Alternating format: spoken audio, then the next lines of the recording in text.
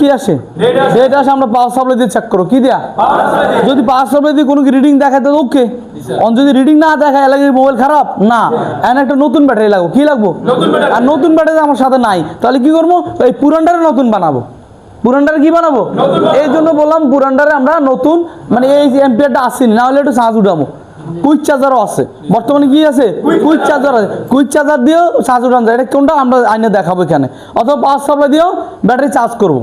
আর যদি নতুন ব্যাটারি থাকে তাহলে আমরা দেখে লাগতে পারি। তো এরপর যদি ব্যাটারি দিয়ে যে সেট অন হয়ে যায়, কি হয়ে যায়, অন হয়ে যায়, তাহলে ঝামেলা কোন জায়গায়, চার্জিং পোর্ট থেকে ওই পর্যন্ত কোনো ডিসকানেক্ট হয়ে গেছে, কি হয়ে গেছে, অথবা ওবিবির আউটপুটেও ভোল্টেজ নাই, ওবিআইসি থেকেও ডিসকানেক্ট হতে পারে, ওবিআইসি থেকেও কি, কিন্তু এখন ডিজিটাল যদি হয় তাহলে ওবিআইসি যদি নষ্ট হয় তাহলে ডেট হয়ে যাবে, কি হয়ে যাবে, কারণ আর সেটা অনই হবে না, কি হবে না, তাহলে এই জন্য আমরা ওবিআইসি পর্যন্তই ধরবো, এই এক নাম্বার। এখন দেখলাম না সেটটা অন হয় নাই, কি হয় নাই,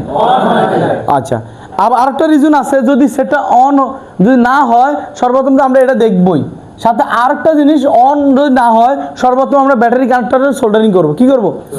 কেননা ব্যাটারি যদি কানেক্ট না হয় তো সেটা অন হবে, হ্যাঁ অন হবে, অথবা